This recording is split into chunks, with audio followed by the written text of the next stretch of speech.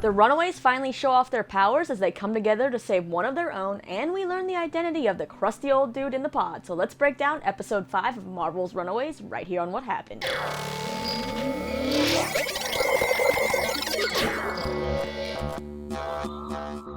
How's it going, everyone? Another Tuesday means another episode of Runaways is live on Hulu. First, I just have to apologize for a mistake I made in my recap last week. I got so excited that I kind of mixed up some names, saying that in the comics it was the Yorks and the Hayeses that worked together against the Pride, but in fact it was the Deans and the Hayeses. I was just trying to show a correlation of a family wanting out of the Pride as it related to the episode, and I ended up just getting the names all mixed up. And so I apologize for any of you comic readers out there. Thank you for catching that. This week's episode is titled Kingdom, and we finally learn who the crusty old dude in that pod is. And no, it is not an original Frank Dean, and thank goodness it's not Leslie's actual father either. There were all kinds of theories floating around. We learn it is somebody else, and that explains how Carolina got her little twinkle lights, rainbow light, shield power, whatever we want to call it. He's actually a guy named Jonah who we see at the beginning of this episode in a flashback making a business deal with Jeffrey Wilder. This episode also sees Chase and Victor bonding even more, and Tina even makes an effort to connect with Nico, which of course kind of causes some mixed emotions for the kids. They know their parents are killers and kind of bad people, and but the parents are starting to show them other ways that they're actually good people. So it begs the question, are the parents as evil as the kids think? Well, let's dive into the episode. We open 18 years ago when Jeffrey Wilder is in prison with his best buddy, Darius. Jeffrey's in prison for shooting someone, and Darius, he's just an accessory to the crime, and he's actually on his way out of jail very soon. Jeffrey's lawyer is none other than Catherine. When Jeffrey goes to meet with Catherine, he goes into the meeting room, but she actually isn't the one in the room. Instead, there's a sharply dressed man named Jonah waiting for him. Eventually, Catherine does show up, and we learn that Jonah wants to buy an old strip mall that was left to Jeffrey by his uncle for a total of $5 million. Now, Jeffrey says he won't do this deal unless he can be a business partner with Jonah, because this strip mall is in his neighborhood, and Jonah's going to need some help dealing with the people in his neighborhood. Well, in order for him to do that deal, Jeffrey actually has to get himself out of prison and leave it to Catherine, who of course has an idea of how to get him out in the next year. So what's this deal? Jeffrey convinces his old pal Darius to confess to the shooting of the guy so Jeffrey can get out of jail. In return, Jeffrey promises that he has a business deal that's going to change all their lives, and he'll take care of Darius and Nana B and their families. So Darius ends up agreeing. But we of course know how that turned out, right? Jeffrey didn't keep up his end of the bargain, and yeah, he kind of forgot Darius, didn't pay him back, and that is why Darius is the one who kidnapped Alex at the end of the last episode, which is where we pick up in the present time. Darius ends up filling Alex in on just who his dad is and how Jeffrey screwed him over, as Nico and Carolina freak out in the parking lot trying to figure out how to find Alex. They're eventually joined by Molly and Gert, but no one can get a hold of Chase because Chase is actually having a good time, unlike all the rest of the kids, and he's working with his dad in the lab still on the Fistigons. Yeah, it's really nice to see this father-son duo bonding, and we get that softer side of Victor. Now, when Chase knocks something off the desk, he immediately flinches because he thinks Victor's going to hit him, because that's probably what would have happened in the past. But Victor actually ends up seeing that fear in Chase, and instead of lashing out, he actually tells Chase that he's been hard on him because he wants Chase to do his best and do greater things than he has. In fact, he's been so inspired by working with Chase that he wants to pull out an old adventure of his that he thinks maybe they can work on together,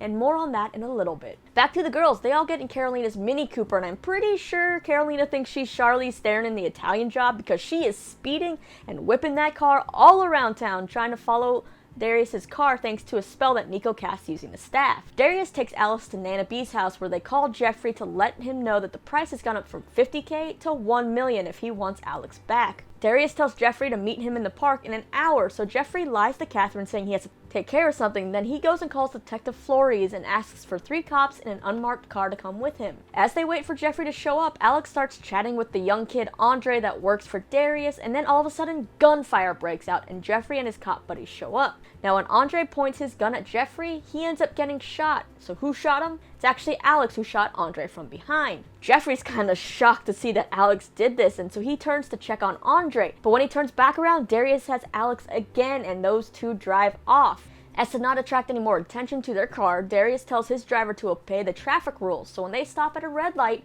the girls in the Mini Cooper catch up with them. Nico then tries to use a spell to turn off the car engine, but it actually doesn't work, so Molly, she finally gets her shot to show the other girls what she can do, and she picks up the back end of that SUV like it weighs nothing. Then it's Carolina's turn. She takes off her bracelet and blasts her light at the guys who get out with their guns, blinding them and making them run off until Darius is the only one left. Next up in the roll call is Chase, who of course shows up just in time with his fistigons and blasts Darius. Darius eventually gets back up though and pulls out 2 guns and starts walking towards the kids as he wants to shoot them, but Nico uses her staff to put up a protection spell. Darius gets back in his car and drives off as Molly goes to take a nap on the hood of the Mini Cooper. Well-deserved nap though, Molly, well-deserved. Now instead of calling it a night, Alex runs back to where his dad and Andre are, and Jeffrey's loading Andre in the back of his car to take him, of course, somewhere off the grid to get help because he can't take him to the hospital, right? Yeah, well, you know and I know and Alex knows exactly what this means. That kid's about to be the next sacrifice. While the parents gather in their red robes to perform the ritual sacrifice, the kids are at the coffee shop excited about all the things they just learned about each other,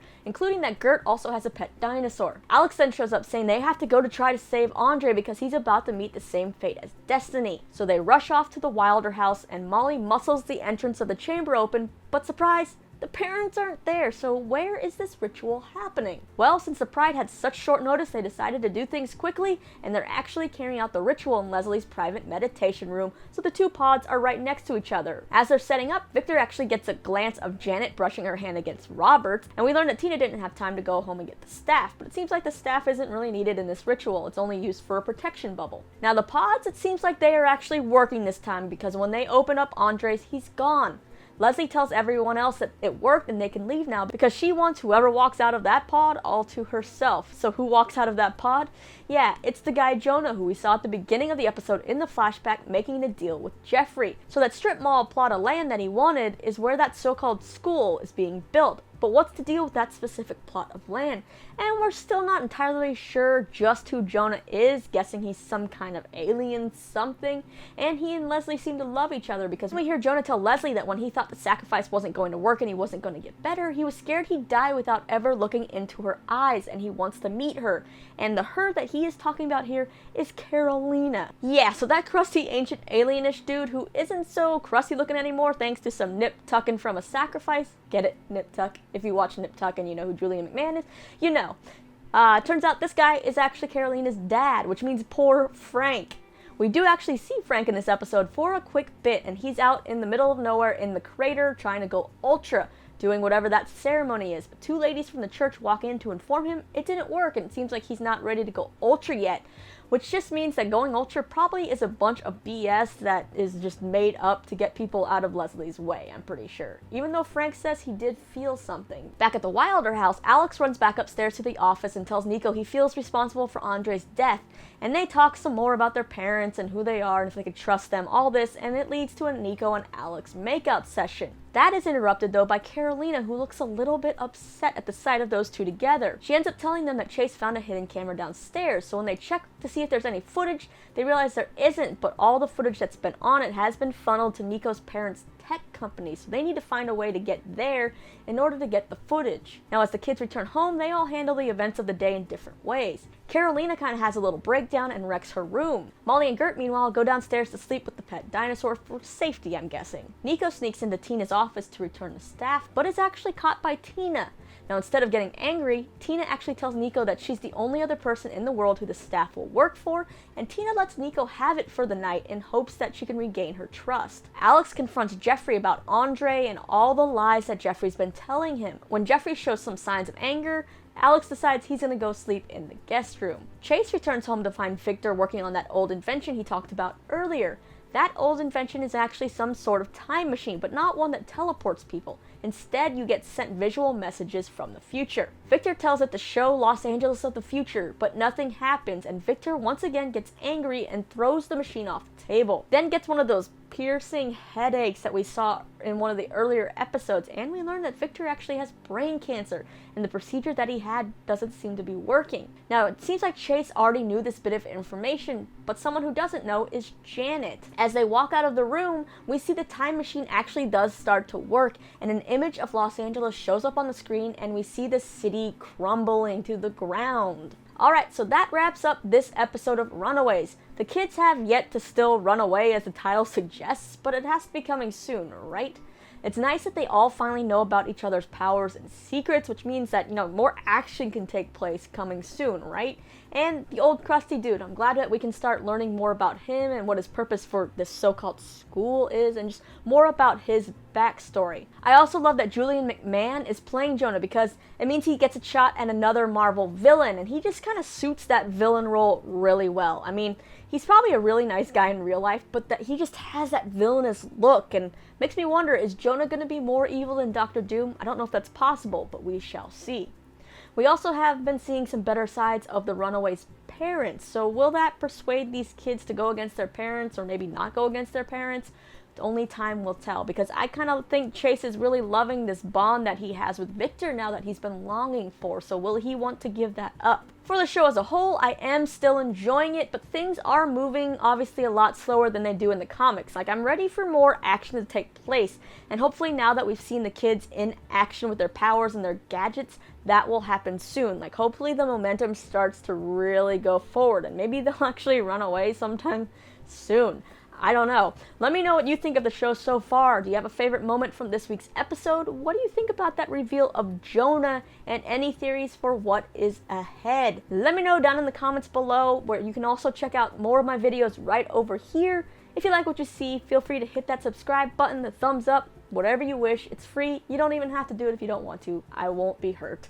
Anyways, I'm Lisa. I'll see you guys again real soon.